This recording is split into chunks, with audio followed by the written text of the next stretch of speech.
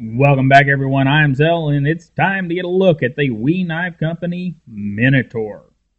Alright, guys, as the first official 2018 knife out of WE Knife Company, there are some things that you guys have been asking for, and WE has delivered.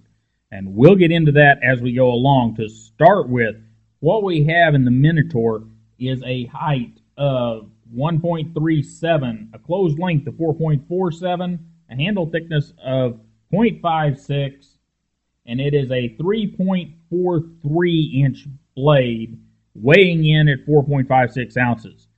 It's it's kind of a looker, isn't it? We've got carbon fiber inlay running across here that's got kind of a marbling pattern across it. We've got the blue screws, those are anodized titanium, and we have a WE pivot. This one's inset, very nice. And we got this little bit of accent here. Got our big lanyard hole back here. Got some big, thick jimping across it, but it's still useful jimping. It's not that wasted stuff you sometimes see when you get jimping that thick. Got our flipper tab here. Got a little bit of jimping there. Nothing that's going to tear your finger up.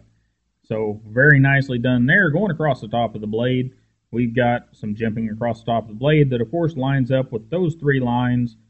And very nicely done. And back on this side, we've got all the titanium hardware, got the pivot collar, and look right there. Look, get a good look. Very good look. See what I'm seeing? I hope you see what I'm seeing.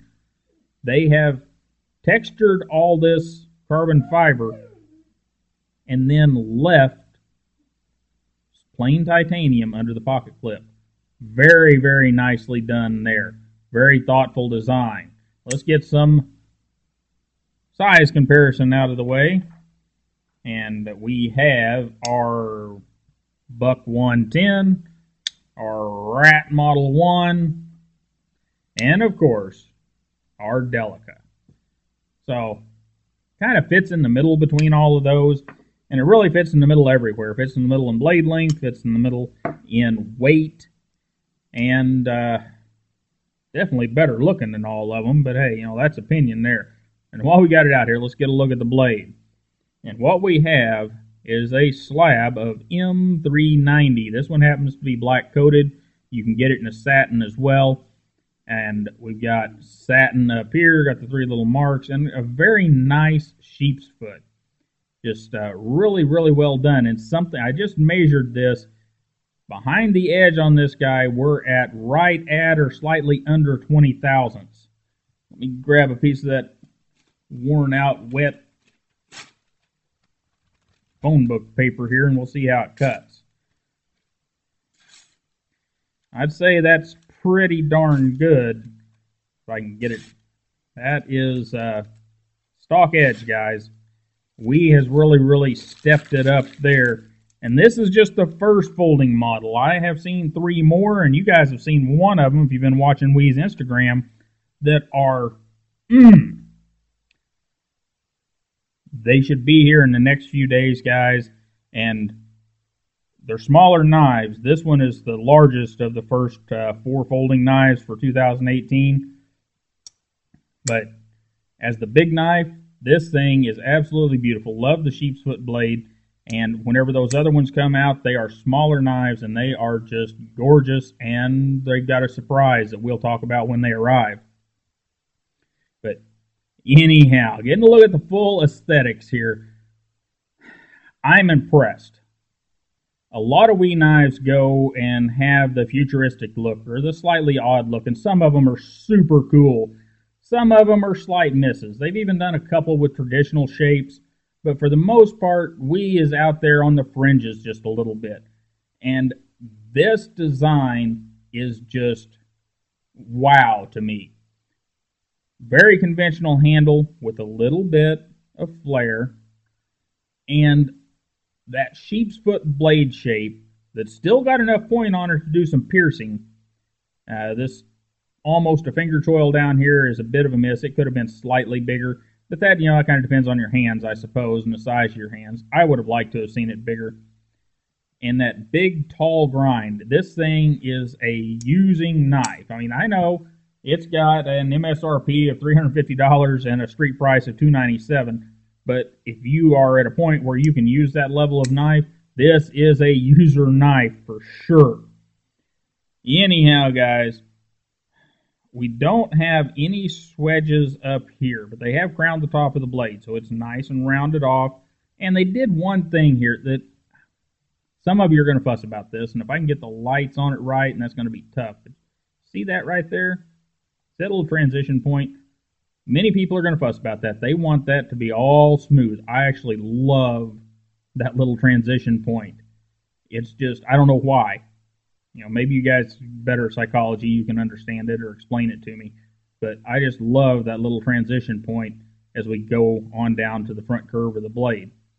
Just, wow. They did a good job, in my opinion, on bringing the looks, bringing a great useful blade shape that's nice and thin behind the edge. And look at that secondary bevel. Very nicely done, very even. Edge termination is spot on. They are cranking it out great this year. We got 3 more coming real soon, and we'll see how good they do with those. But so far, wow. And now let's go to our pause and read card, and I'll be right back with you.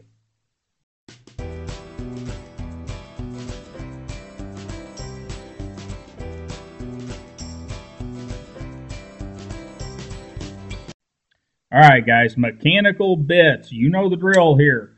Ceramic ball bearing, ceramic detent, lock bar insert, and this is a well done lock bar insert. You can't see the lock bar insert at all from up here, but trust me, it's down in there. Well, you probably can't see it at all, but it is down in there. But they have completely concealed the lock bar insert, and it's just a beautiful thing. And the action, you know how we is. It's just darn near perfect. There you go. And locking mechanism, they are allowing the knives to lock up just a smidge later than they were in the past. And I actually like that a lot. And I realize there's a lock bar insert in there below that.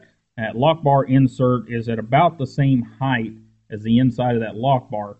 So we're probably 20-25% instead of that really early lockup that we did on some knives last year. And that gives me more of a warm fuzzy about the whole thing. Really like it. Let's get the Levi's out here and stuff this guy down in them. And we'll do it this way first, and we'll turn it around the other way. Got that pocket clip is nice. It's tall. It'll fit just about anything. I've had it in some thicker pants. Didn't have any problems with it. Now, it is not a super deep carry pocket clip. You've still got a fair amount of the knife sticking out. You've got your lanyard hole sticking out. And let's turn it around the other way, see what it does. And there you stick your hand in there. You can feel that little bit of jimping, but it's not sharp on the back side of the knife.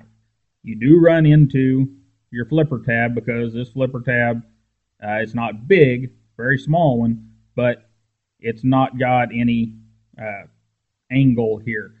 Still not bad. I'm not going to fuss about it any at all.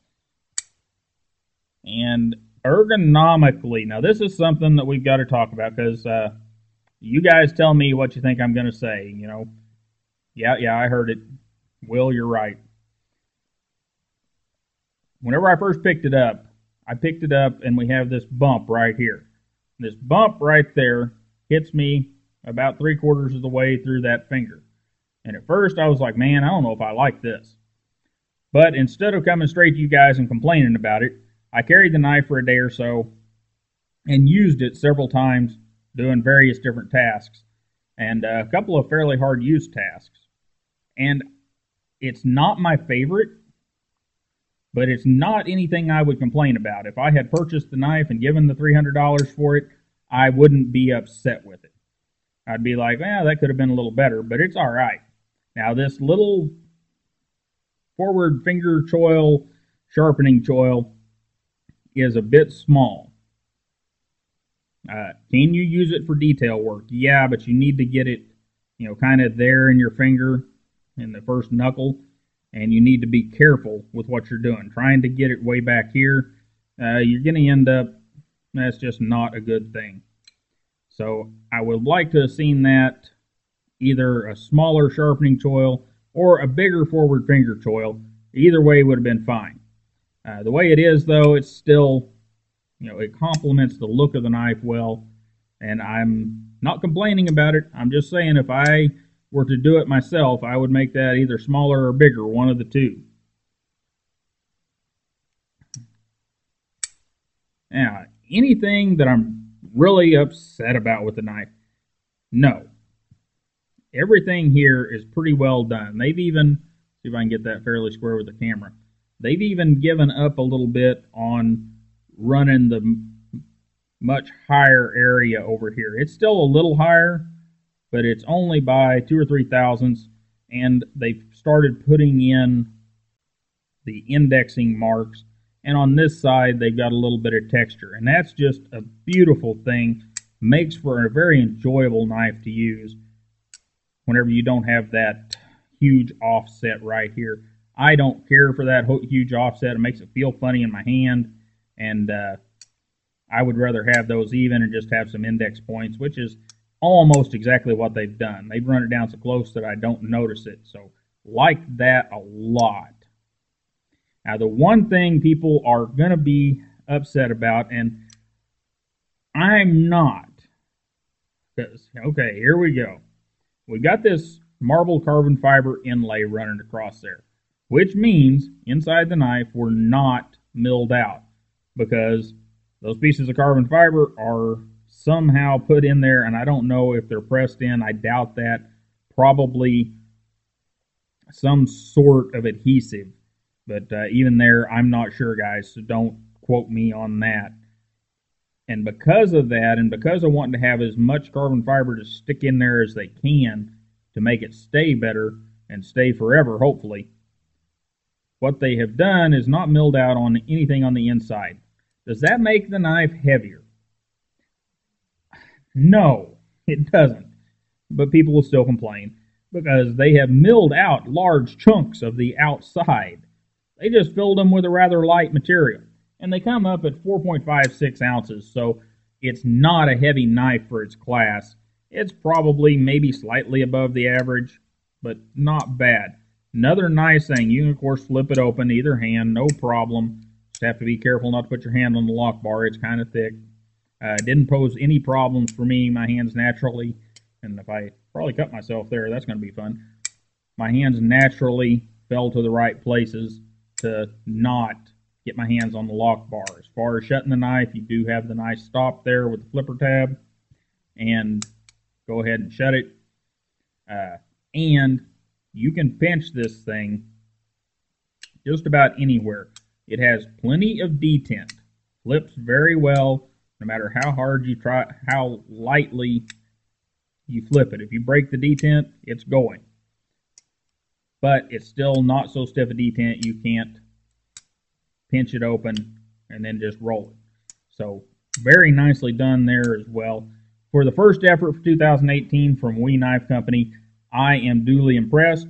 We do have their fixed blade, the Vindex, that we'll be looking at really soon. If you haven't seen that, it's pretty nice, medium heavy duty out in the field fixed blade made out of D2. We'll get to that here in a few days. But as far as the Minitor goes, they have made quite the looker with a very useful blade, very nice pocket clip, and thoughtful on where they put their inlay. And I'm just going to give it a very well done. You guys let me know what you think down in the comments, and I appreciate you hanging out with me for a few minutes and talking about the We Knife Company Minitor. It's a beauty, guys. I think it's going to do very well. Let me know what you think about it, and I'll see you next time.